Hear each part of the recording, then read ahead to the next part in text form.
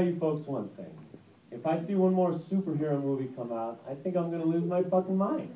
I think I've had enough. If I see one more idiot in a cape on a billboard, I'm going to be the next Incredible Hulk remake, if you know what I'm trying to say. And so it just this year alone, this is what we've got. We've got Suicide Squad, Deadpool, Jack Reach Around. We've got Captain Fantastic, Doctor Strange, Batman versus Superman, Aquaman versus Dryer Man. We've got Captain Planet Civil War. There's X-Men Apocalypse, Mighty Mouse Armageddon, and Max Steel, and of course Ben Affleck presents The Dark Knight Also Rises 2, Welcome to Earth.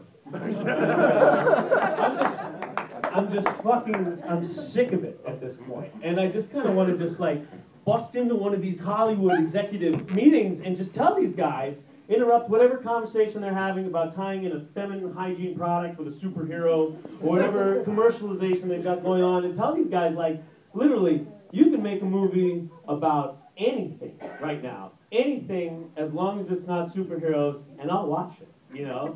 Like, where does salt come from? Let's make a movie about it. As long as we don't find out that salt comes from the seawater cultivated in Aquaman's underpants, I'll watch it. I'm game. You know what I'm saying? Like, as long as the movie just doesn't have Batman in it. I'm just sick of Batman. And like, I get it. He's a fan favorite. He's angsty. He's very appealing to young men, you know. But he is just the biggest, whiniest emo superhero I've ever seen. Just like skulking around in the dark, feeling conflicted, you know, oh, my parents died and I'm a billionaire, like, fuck you, dude, you know. Tons of kids, parents have died in front of them, and they're not billionaires, and I'll tell you what, they're fine. They either pick themselves up from their bootstraps or they do drugs. They don't have to put on this flying rat suit and sneak around Gotham City. And for fuck's sake, Gotham City. I mean, it's in the name of the city, you know? And so he's just sitting there in the dark, single bat tear, I should say. Oh, I'm so angry, but I'm so moral. Oh, I save the city every day and nobody notices. Fucking murder! And like, I'll tell you what. Oh, come on, Batman, just take off your mask, be this handsome billionaire for a minute, and like build a YMCA for Gotham City. You know what I'm saying? Like, you don't need to kick the crap out of these guys who are loading TVs in the back of a truck. Just help the infrastructure and get these guys some real jobs or something like that, you know? It just kills me. And he just needs to relieve some stress. And so just go out and have sex with any woman you want. Or Robin, you know? It's okay. Obviously, it's going to be Robin. You know, we know Robin's the guy. And so instead of just writing bad poetry about your boy wonder, just take him down into the Batcave. And you know, okay. So speaking of which, back to superheroes in general, we've got these bulky guys in these form-fitting fabulous costumes. You know what I'm saying? Like, could these gay undertones be any less subtle? Like, all they do, okay, so these guys all meet, they dress up, intricately, they meet up in their secret underground lair, and they're all like, hey bro, show me your superpower. Nice. And then they huddle together, and they make a plan to go out and meet other guys who are dressed the same way so that they could wrestle for a while. You know what I'm saying? Blast each other with projectiles and stuff like that. And it's just like, I'm watching these movies and I'm like, yeah, I get it. Chest stick. And I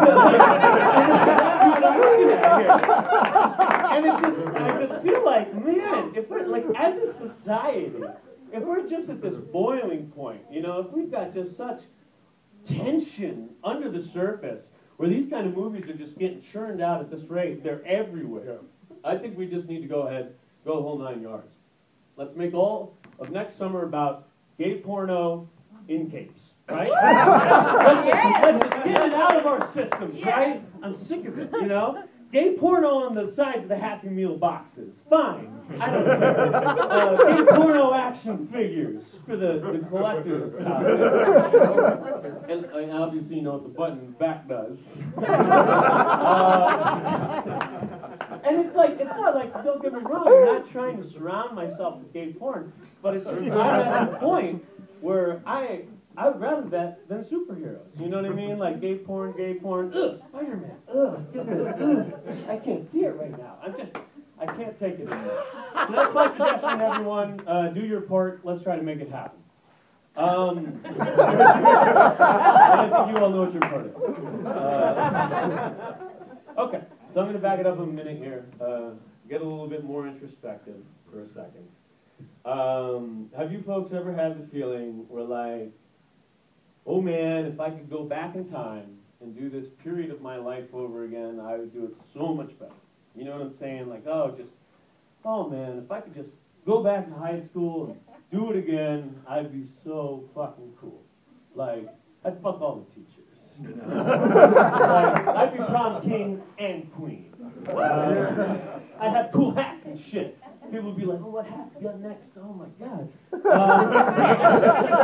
I'm just saying, like, you get that feeling, right? You tend to want to sit in it, just get all nostalgic and stuff. And I'm up here right now to tell you guys that this is a fantasy, and it is not true. If you went back in time, you would make the exact same mistakes that you did the first time right over again. And the reason I know this is because I am proud to say I recently traveled back in time 10 years. This is a fact. You guys want to know how I did it? Yeah. All I had to do was divorce my wife. It was that easy. I was like, I don't need you. I just need the futon. And all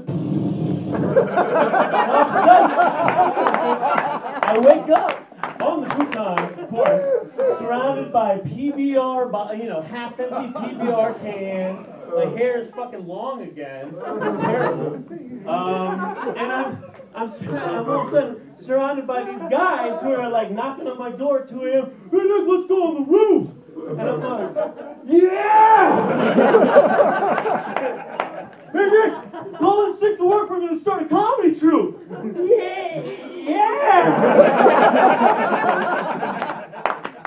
And so, here I am. And I'll tell you this. Because I age like an elf, I look like I might be in my 20s right now. So instead of like when back in the day when I was sitting at the bar, looking like I was wearing my dad's blazer or something like that, being like, hey, I'd like a Bud Light Limerito Baja Blast. I feel like I'm actually in the scene. And of course, the whole time, the last year of my relationship, I was thinking to myself, man, I'm just a lady killer. I know it.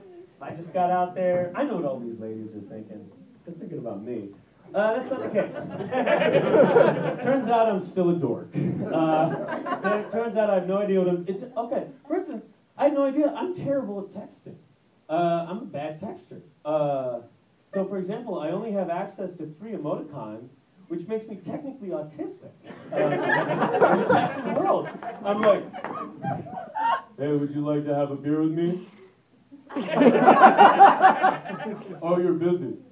That's it. That's all I've got.